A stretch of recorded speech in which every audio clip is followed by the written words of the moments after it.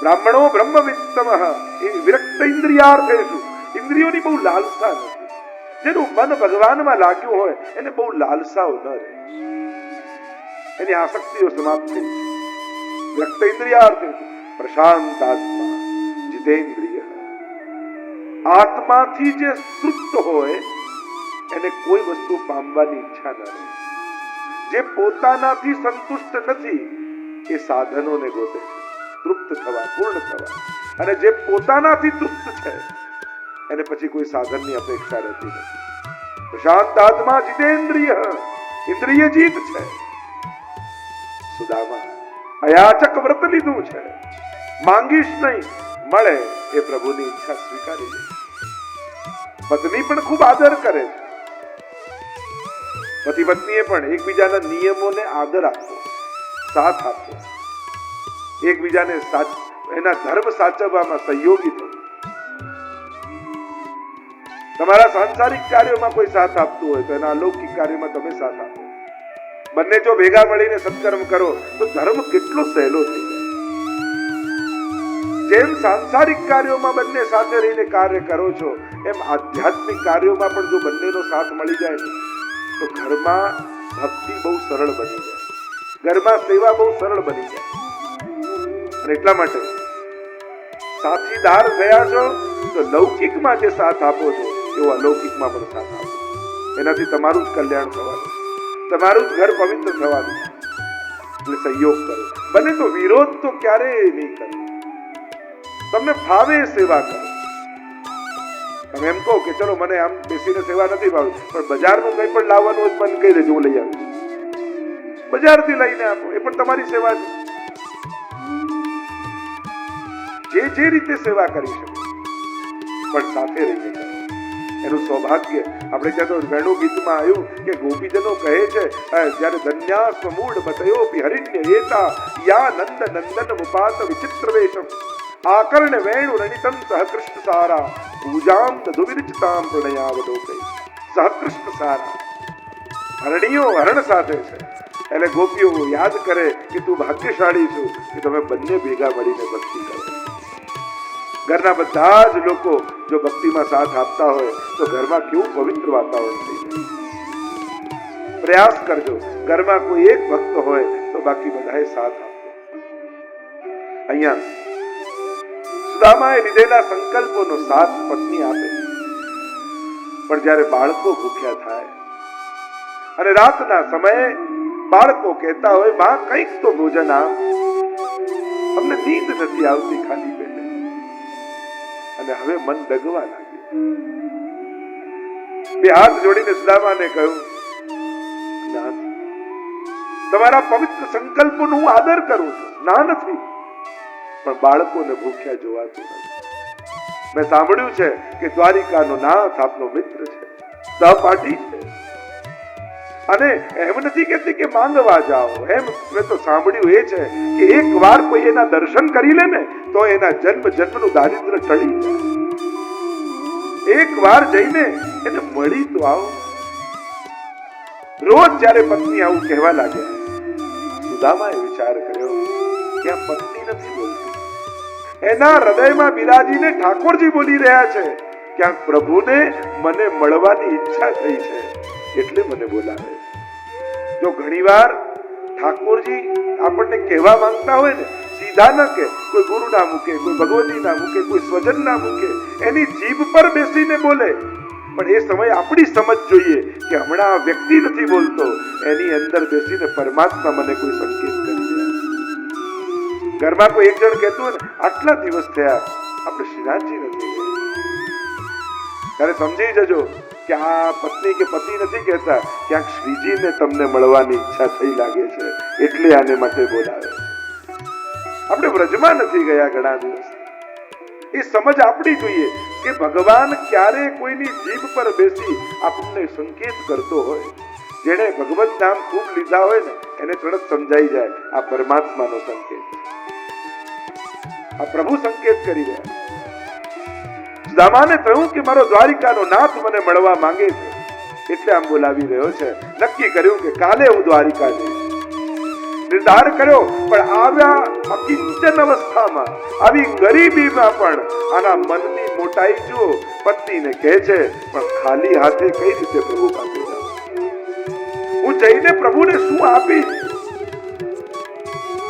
આપવાનો વિચાર કર્યો અને પ્રસિદ્ધ કથા છે, 4 મુઠ્ઠી તાંદૂળ બાંધી પીઠ પર લટકાવી જોડી સુદામા નીકળ્યા. પ્રભુનું નામ લેતા લેતા સુદામા નીકળ્યા. થાકી ગયા, વૃક્ષ નીચે સૂઈ ગયા અને પ્રભુએ યોગ નિંદ્રામાં ઉપાડી અને દ્વારિકાની બહાર લાવીને મૂકી દીધી. આંખ ખુલી, નગરી દેખાય. કોઈ વ્યક્તિને જતા પૂછ્યું કે આ કઈ નગરી છે? કે આ તો દ્વારિકાધીશની દ્વારિકા છે. સ્વર્ણમય નગરી છે. મોટા મોટા મહેલોના શિખરોને જોતા જોતા બધાને પૂછતા પૂછતા કે દ્વારિકાધીશનો મહેલ ક્યાં છે? અને મહેલની બહાર આવીને સુદામાજી ઉભા રહ્યા. અંદર પ્રવેશવા જાય ને દ્વારપાલો બહાર આવી ગયા. કોણ છો? ક્યાં જાઓ છો? કોનું કામ છે? શું કરવું છે? ગભરાયા સુદામાજી. અરે દ્વારિકાધીશ મારો મિત્ર છે નાનપણનો, એને મળવા આવ્યો છે. અરે તમારા જેવા તો રોજ ઘણા આવીને ઉભા હોય. બધાને મળવા જાય તો રાજકાજ ક્યારે કરે? જાઓ, નહીં મળે હમણાં. સુદામાજી મનમાં ગભરાયા. આટલી દૂરથી આવ્યો, પ્રભુ દર્શન નહીં આપે. અરે એકવાર જઈને કહી તો દો કે એમનો મિત્ર સુદામા બહાર ઉભો. તને કહ્યું ને અહીંયા ના આવીશ, નીકળ અહીંયા. થોડી વાર થાય ને ફરી ફરીને પાછા આવે. દ્વારપાલોના આવ્યો ક્રોધ, ધક્કો માર્યો છે. પડ્યા છે સુદામા. હૃદય ભરાઈ આવ્યું. આટલી દૂરથી આવ્યો ને પ્રભુના દર્શન નહીં થાય. એક વાર જઈને ખાલી મારું નામ એને કહી દો, અને ના પાડશે તો વસતા મોઢે નીકળી. દ્વારપાલોને પણ થયું કે આટલું આ કે છે, લાવ જઈને કહીએ તો ખરા. દ્વારપાલો અંદર ગયા છે. સોનાના હિંડોળે રૂક્ષ્મણીની સાથે પ્રભુ ઝૂલી રહ્યા છે. દ્વારપાલોએ આવી જય ઘોષ કરી અને કહ્યું પરમાત્માને કે બહાર કોઈ ગરીબ બ્રાહ્મણ ઉભો છે, પોતાનું નામ સુદામા કહે છે.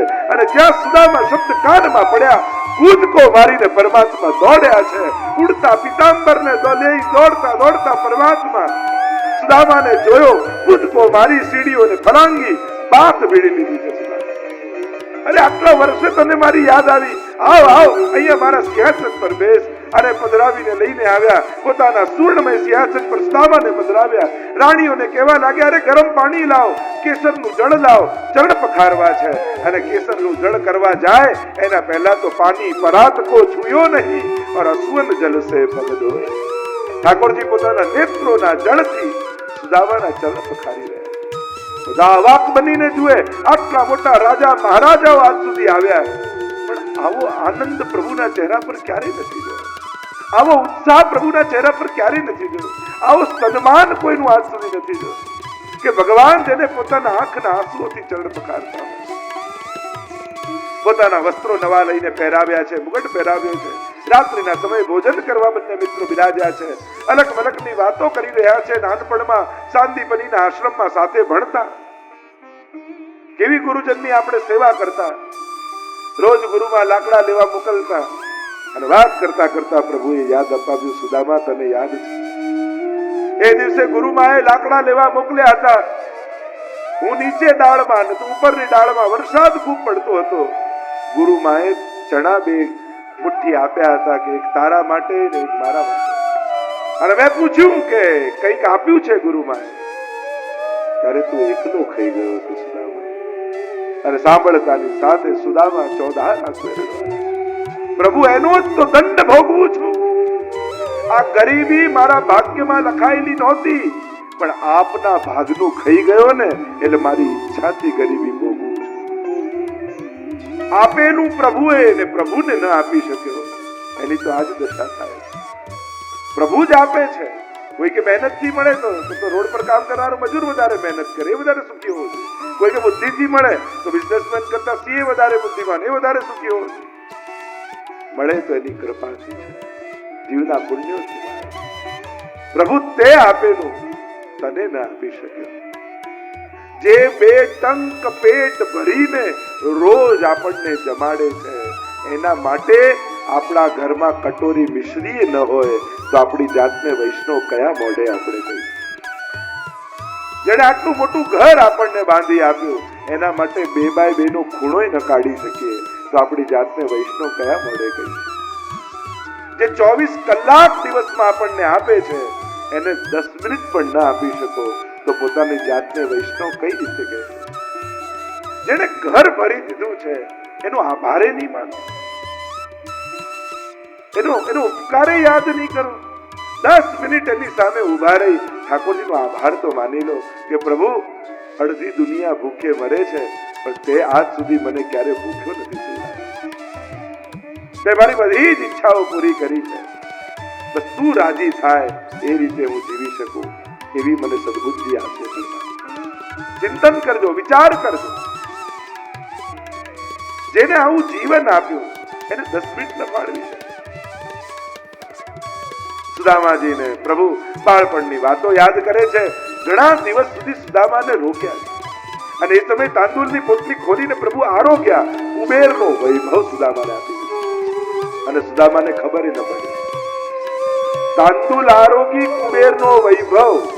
તો વિચાર કરો, આ મારા વૈષ્ણવ કોઈ દૂધઘર, કોઈ નાગરી, કોઈ હંસકડી, કોઈ સખડી જેના ઘરે ઠાકોરજી આરોગે છે એને કયો વૈભવ ઠાકોરજી?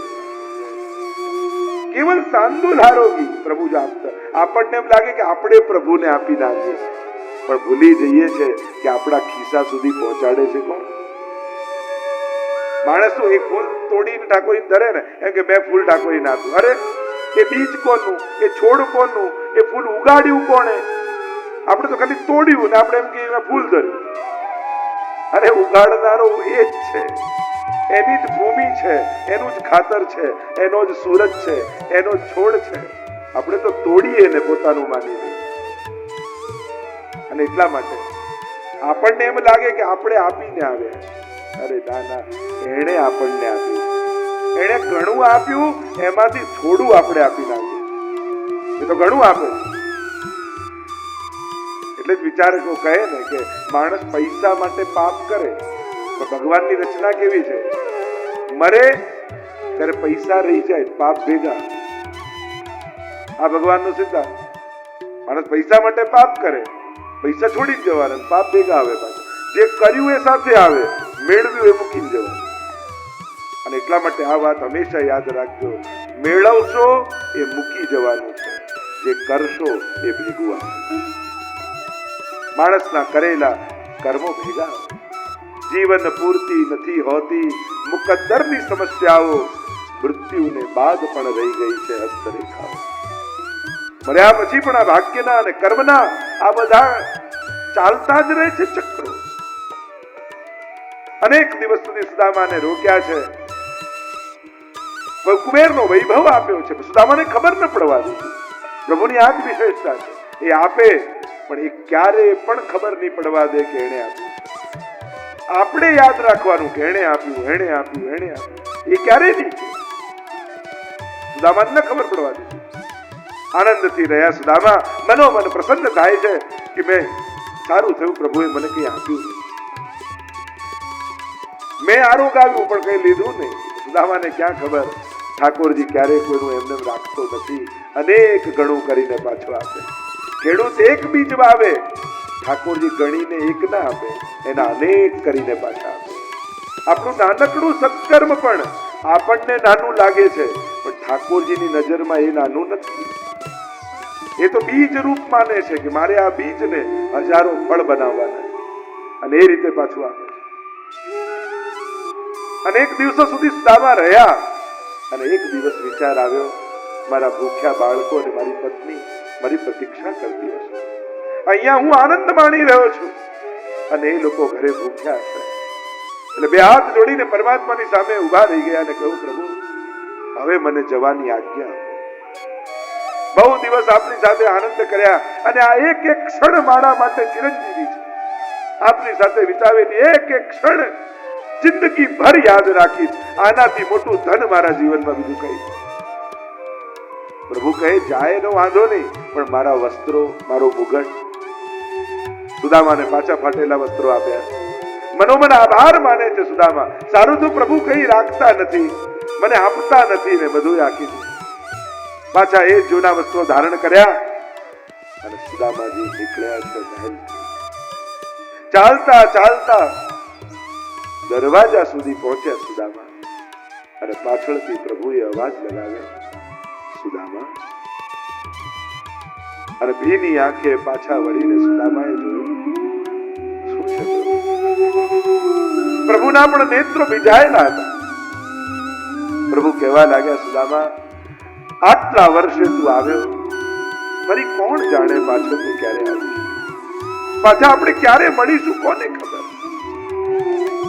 તું આવ્યો છે તો તારી કોઈ નિશાની મને આપશે. સુદામાના મનમાં સંકોચ થયો, પ્રભુ મારી પાસે તો કાંઈ નથી, કાંઈ યાદ રહેવું મારી પાસે કાંઈ નથી, હું શું આપું આપને? પ્રભુ કહે, સુદામા, તારી પાદુકા મને આપ. મારી પાદુકા? પ્રભુ કે હા, તારી પાદુકા. હું એને જોઈ જોઈને તને યાદ કરીશ કે મારો એક આવો મિત્ર છે. તને તારા સંસ્મરણોને હું આગોળીશ, આપણા વિતાવેલા દિવસોને યાદ કરીશ. સુદામાને સંકોચ થયો, મારી પાદુકા આપી દઉં પ્રભુને? આ તો ઊંધું કહેવાય, દુનિયામાં ભગવાનની પાદુકા બધા રાખે. પ્રભુ કે ના, મારે તારી પાદુકા જોઈએ. અને દરવાજાની ખૂણામાં બંને ખડાઓ કાઢી અને ખુલ્લા પગે દ્વારિકાની બજારમાં સુદામા નીકળ્યા. અને હવે તો આઠે પટરાણીઓનો પિત્તો ગયો. પ્રભુ, હદ કરો છો આપ. આ સુદામાની પાદુકા પણ લઈ લીધી, ખુલ્લા પગે જાય છે, સારું લાગે છે. પ્રભુ કહે, મેં જાણી કરીને પાદુકા લીધી. હું ઈચ્છતો હતો કે દ્વારિકામાં ખુલ્લા પગે જાય, પણ શા માટે? પ્રભુ કહે, ખુલ્લા ચરણારવિંદથી મેં બ્રજને તો પાવન કર્યું, પણ દ્વારિકાને પાવન કરવાનું સામર્થ્ય મારામાં નહોતું. આ તો સુદામા જેવા ભક્તો જો ખુલ્લા પગે જાય તો મારી દ્વારિકા ચોથું ધામ બની જાય.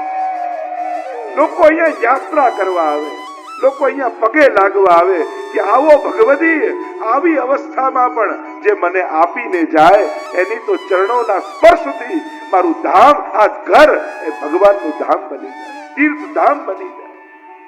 આ ધૂલીએ સુદામાના ચરણોના સ્પર્શ કર્યા છે, એટલે દ્વારિકા જ્યારે પણ જાઓ ત્યારે દ્વારિકાધીશને તો વંદન કરજો, પણ એ ધૂલીને પણ માથે ચડાવજો જ્યાં સુદામાના ચરણોના સ્પર્શ થયા. જેમ પ્રભુના ચરણોના સ્પર્શ વ્રજરથ માથે ચડાવીએ છે, એવી કેટલીક ભૂમિ એવી છે કે એને ભક્તોએ પાવન કરેલી. ગોપાલદાસજી પણ કહે, તીર્થ સકલ સનાથ કીધા, ચરણ રેણુ સમાજ, કોમલ પદ જ્યાં કમલ વિલસે, ધન્ય કહું તે દેશ. ગોપાલદાસ કહે કે જ્યાં જ્યાં મારા મહાપ્રભુજીના ચરણોના સ્પર્શ ભૂમિને થયા, એ ભૂમિ ધન્ય. એ ધૂલીને હું માથે ચડાવું કે જે ભૂમિએ મારા મહાપ્રભુજીના ચરણારવિંદનો સ્પર્શ કર્યો. એટલે બેઠકજીની એ ભૂમિની મહત્તા છે, ત્યાં રજની મહત્તા છે. અને સુદામાજી નીકળ્યા. રાણીઓ કહે પણ એને કહી દીધું હોત કે તમે આટલું આપ્યું છે તો સુદામાનો રસ્તો જલ્દી કપાઈ જાય. પ્રભુ કહે, માંગનારો માંગી ન શકતો હોય તો આપનારો કેમ કહી દઉં કે મેં તને આપ્યું?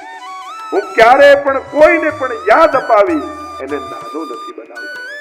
માણસને એમ જ માનવા દઉં કે એની મહેનત, એની બુદ્ધિ, એનું ભાગ્ય, પણ ક્યારે ખબર ન પડવા દઉં કે મેં એને આપ્યું. માણસને ના પુરુષાર્થનું બળ લાગે, બુદ્ધિનું બળ લાગે, પણ બુદ્ધિમાં વિચાર કરો છો કે આવે છે વિચાર. આ પ્રેરણાઓ મળે છે, કરનારો એ પરમાત્મા. અને સુદામાજી ચાલ્યા છે, આવ્યા સુદામપુરીમાં અને જુએ